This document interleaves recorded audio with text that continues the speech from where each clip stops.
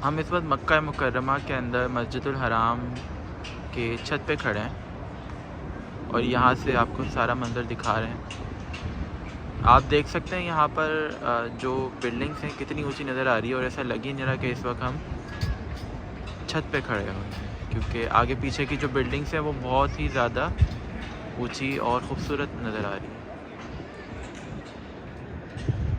आप यहाँ पर कुरान मजीद पढ़ सकते हैं। यहाँ पे इंतज़ामिया ने बहुत सारी फैसिलिटीज़ दी हुई हैं हज्जाज इकराम को।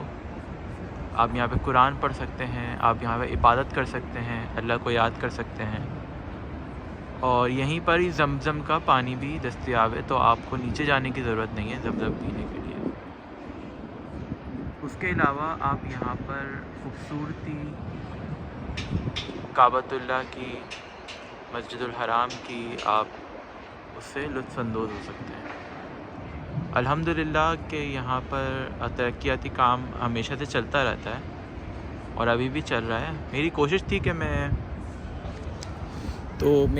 थी कि मैं मस्जिदुल हराम के छत पे जाकर तवाफ़ करते हुए लोगों को देखूं, सामने काबतुल्लाह को देखूं, लेकिन वो हो नहीं पा रहा क्योंकि इंतज़ामिया ने वो हिस्सा बंद कर दिया है जहाँ से हम काबतुल्लाह का दीदार कर सकते हैं। द ओनली वे आप उसको देख सकते हो कि आप पहले फ्लोर पे जाके, क्योंकि पहले फ्लोर से काबा बिल्कुल सीधा नज़र आता है। उसकी ऊंचाई बहुत ज़्यादा है माशाल्लाह, तो पहले फ्लोर से वो आराम से आपको नज़र आता है। बस वो ही तरीका है कि आप देख सकते हो, लेकिन उसके अंदर भी आप तवाफ़ करते हुए बहुत मुश्किल है कि आप देख सको लोगों को। बहरहाल अल्लाह ने इतनी नेक जगह पे बुलाया, अल्लाह उम्रे को कबूल करे। आज मेरा पहला दिन है। आज सुबह ही मैं फ़्लाइट से यहाँ पर आया था मक्का मुकर्रमा में, उम्रे की एहराम की हालत में था।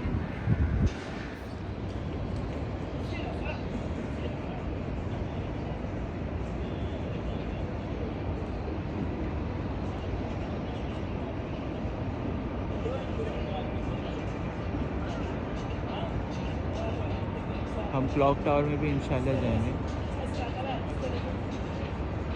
और अंदर से देखेंगे कि ऊपर से खाने काबा कैसा लगता है।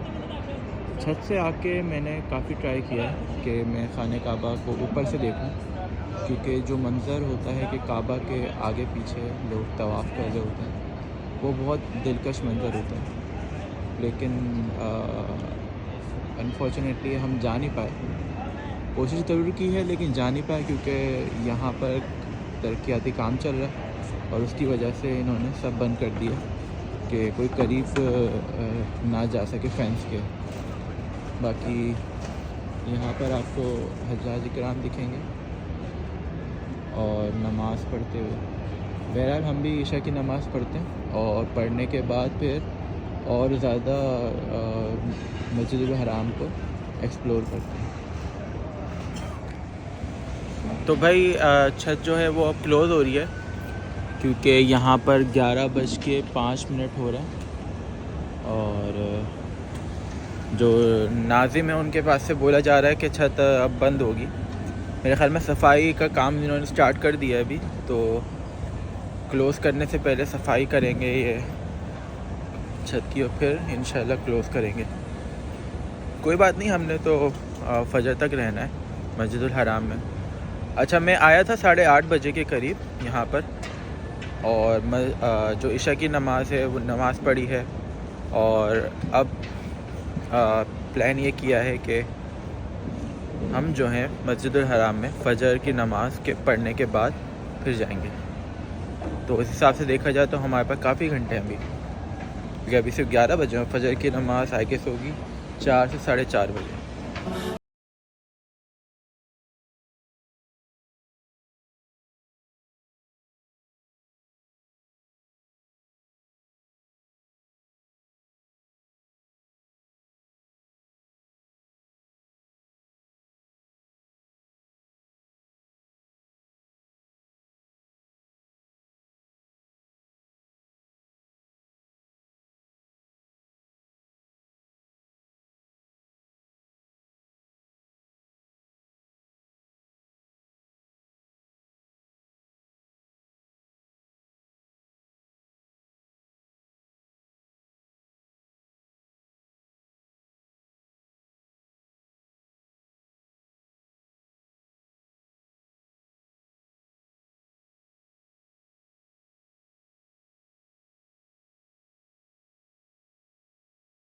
हराम का। उधर से मैं आपको फर्स्ट फ्लोर के मनाज़र दिखा रहा हूँ। मेरे दूसरी तरफ सफाई का काम चल रहा है क्योंकि रात के 11 बज गए हैं और फर्स्ट सेकंड फ्लोर पे इतनी आमद और रफ़्त नहीं है नमाजियों की, हज्जाज की, तो यहाँ पर कारपेट उठा के सफाई हो रही है। जब ये सफाई कंप्लीट हो जाएगी तो इसको वापस कारपेट बिछा देंगे इंशाल्लाह। अच्छा, मस्जिदुल हराम क्योंकि बहुत बड़ी है और यहाँ इधर के बहुत सारे दरवाज़े हैं, तो देखना पड़ता है कि कौन से दरवाज़े से आपने इन होना है और किस दरवाज़े से आपको बाहर जाना है, क्योंकि एक दरवाज़ा जो है क्लॉक टावर की तरफ निकलता है, दूसरा दूसरी तरफ निकलता है। तो इस तरह के इसके काफ़ी ज़्यादा दरवाज़े हैं और यहाँ पर हर दरवाज़े को एक नाम एक नंबर दिया गया है।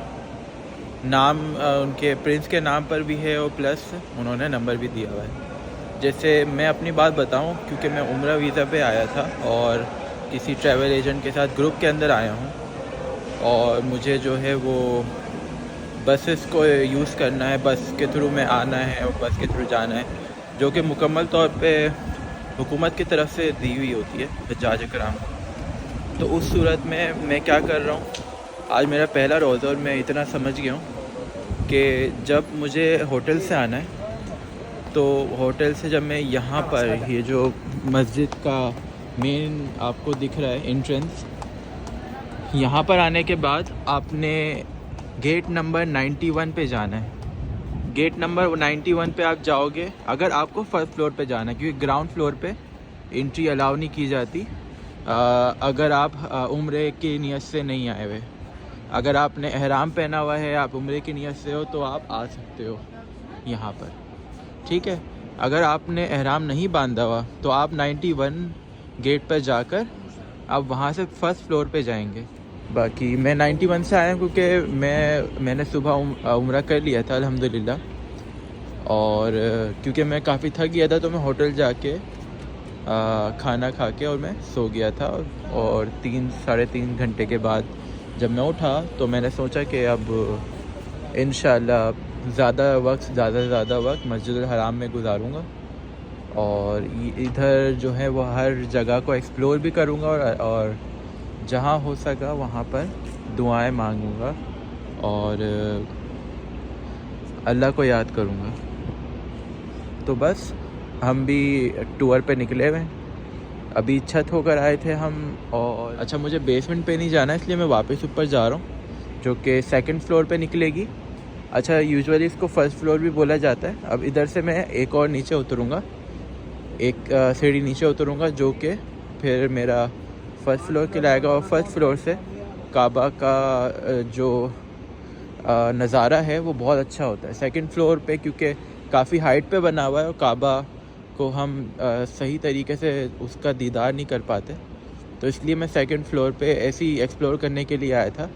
अब मैं जो है वो तवाफ़ की नियत से जा रहा हूँ, जो नफली तवाफ़ होते हैं, तो अब उसके लिए मैं फ़र्स्ट फ्लोर पे जाऊँगा ताकि जब हम 7 चक्कर लगाएं तो उसका काबा के जो लुत्फ़ है उनको उसको देखने का वो भी शर्फ़ हासिल कर सकें। सेकंड फ्लोर पे भी तवाफ़ होता है, ऐसा नहीं है कि सेकंड फ्लोर पे नहीं होता, लेकिन यहाँ पे लुत्फ़ की बात है, यहाँ से सही से नज़र नहीं आता काबा। तो चले फर्स्ट फ्लोर पे जाते हैं। तो प्लान में थोड़ा सा चेंज है और कुछ अपडेटेड इन्फॉर्मेशन भी देनी है जो मुझे अभी पता चली है कि जो पहला फ्लोर है वहाँ पर भी आम लोगों को जाना मना है, मतलब जिनको तवाफ़ करना है तो, और उनके पास नॉर्मल कपड़े हैं, वो हुज्जाज कराम की तरह एहराम बांध के नहीं आए हैं, एहराम की पाबंदी नहीं है, तो आपको सेकंड फ्लोर पर ही आना पड़ेगा जहाँ मैं हूँ। अभी मैं जा रहा हूँ मकाम इब्राहिम के तरफ और वहाँ से इंशाल्लाह हम अपना